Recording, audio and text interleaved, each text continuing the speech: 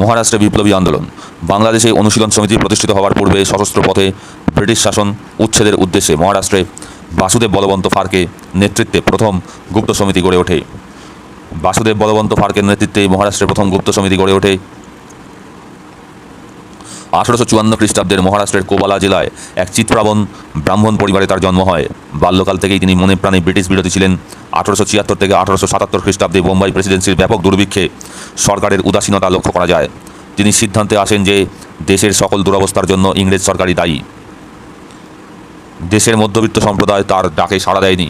তিনি রামসি, কোল, ভিল, ধাঙড় প্রভৃতি উন্নত উপজাতি সম্প্রদায়ের মানুষদের নিয়ে এক সেনাবাহিনী গড়ে তোলেন।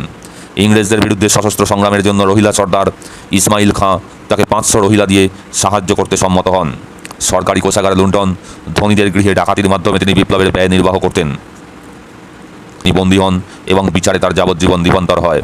বন্দী অবস্থায় 1883 খ্রিস্টাব্দে যক্ষায় বাসুদেব বলবন্ত ফারকের মৃত্যু হয়।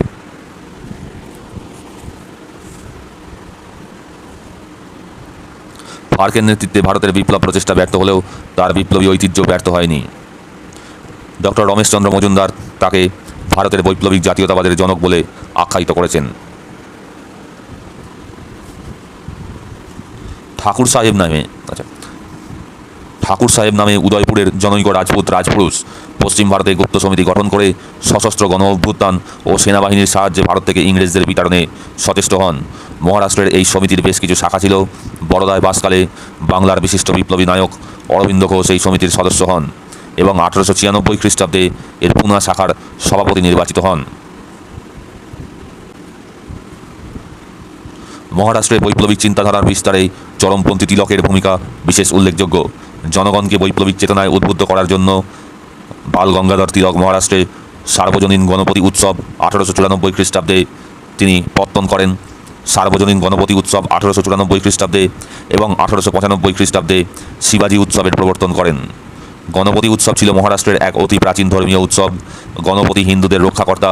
ব্রিটিশ খ্রিস্টান ধর্মী ও ইংরেজ ও মুসলিমদের হাত থেকে হিন্দু ধর্মকে রক্ষা করতে আহ্বান জানিয়ে তিলকই সর্বপ্রথম এই পারিবারিক উৎসবকে একটি সার্বজনীন ও রাজনৈতিক উৎসবে রূপান্তরিত করেন।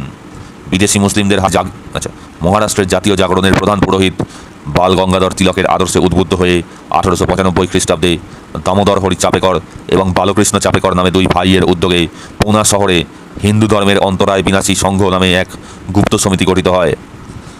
1895 খ্রিস্টাব্দে দামোদর হরি চাপেকর এবং বালকৃষ্ণ হরি চাপেকর নামে এই দুই ভাইয়ের উদ্যোগে পুনা শহরে হিন্দু ধর্মের অন্তরায় বিনাশী সংঘ নামে এক গুপ্ত সমিতি গঠিত হয়। 1897 খ্রিস্টাব্দে পুনা প্লেগকে কেন্দ্র করে জনসাধারণের উপর অত্যাচার শুরু হলে তাদের হাতে প্লেগ কমিশনার মিস্টার র্যান্ড এবং আয়ার্স্ট নিহত হন।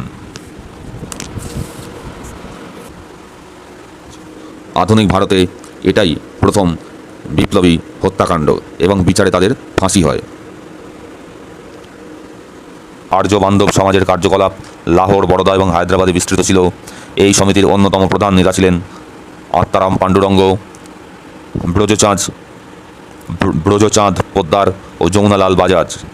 এই সমিতির অন্যতম প্রধান নেতা যমুনালাল বাজাজ, ব্রজচাঁদ পোদ্দার এবং পাণ্ডুরঙ্গ খানখোজ।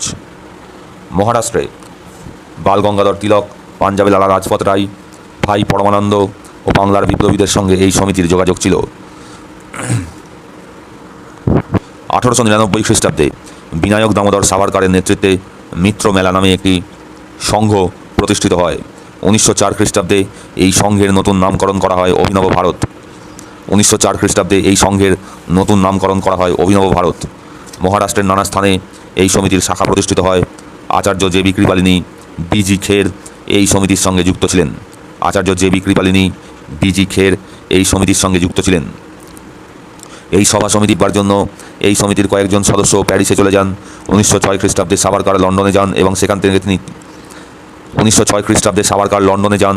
সেখান থেকে তিনি বোম্বাইয়ের বিপ্লবীদের কাছে অস্ত্র ও বোমা তৈরির নিয়মাবলী পাঠাতেন। তার প্রেরিত অস্ত্রের সাহায্যেই 1909 খ্রিস্টাব্দে অনন্ত লক্ষণ কানহারি নাসিকের জেলাশাসক জ্যাকসনকে হত্যা করে ফাঁসি হন। এই উপলক্ষে নাসিক ষড়যন্ত্র মামলা শুরু হয় এবং লন্ডনে সাভারকারকে গ্রেপ্তার করা হয়। 1910 খ্রিস্টাব্দে বিচারে তার যাবজ্জীবন কারাদণ্ড হয়। 26 বছর কারাদণ্ড ভোগের পর তিনি মুক্তি পান। 1909 খ্রিস্টাব্দে অনন্ত লক্ষণ কানহারি নাসিকের জেলাশাসক জ্যাকসনকে হত্যা করেন। এই উপলক্ষে নাসিক ষড়যন্ত্র মামলা শুরু হয় এবং ব্রিটিশরা খুঁজে বার করে যে লন্ডনে যে সাভারকার বসে রয়েছে সেই হচ্ছে নাটের গুরু। তাকে সেখান থেকেই নাকি সাভারকার অস্ত্র পাঠিয়েছিলেন এবং সেই অস্ত্র দিয়েই জ্যাকসনকে হত্যা করা হয়েছিল। এর ফলে সাভারকারকে লন্ডন থেকে গ্রেপ্তার করা হয় এবং দীর্ঘ 26 বছর কারাদণ্ড ভোগ করেন বীর সাভারকার।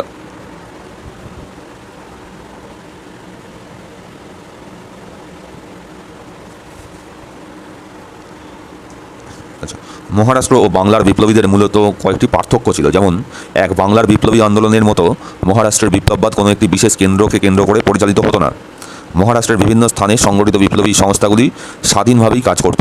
2, অর্থের প্রয়োজনে মহারাষ্ট্রের বিপ্লবীগণ ডাকাতির পথ গ্রহণ করেননি।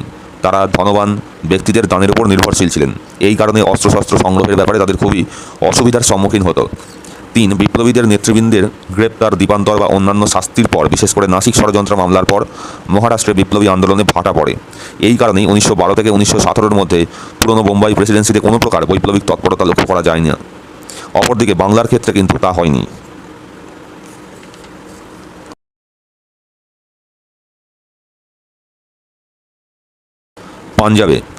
পাঞ্জাবে বৈপ্লবিক আন্দোলন।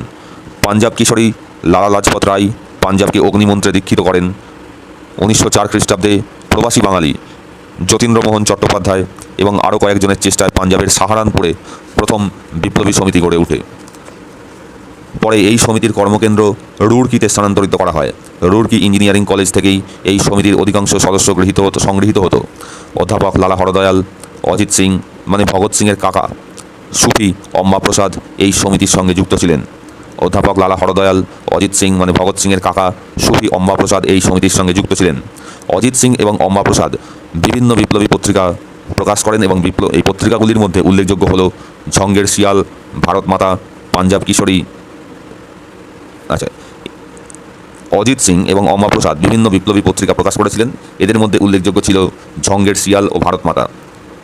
লালা লাজপত রায় এই সমিতির সঙ্গে তার ঘনিষ্ঠ যোগাযোগ ছিল।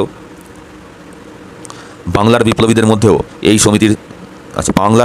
সঙ্গেও এই সমিতির যোগাযোগ ছিল। সরকারি মতে পাঞ্জাবের বিপ্লবী আন্দোলনের মূলে ছিল আর্য সমাজ। বস্তুত 1907 খ্রিস্টাব্দ থেকে বিপ্লবী আন্দোলনের সঙ্গে যুক্ত বলে যাদেরকে অভিযুক্ত করা হয় তাদের অধিকাংশই ছিলেন আর্য সমাজের সদস্য।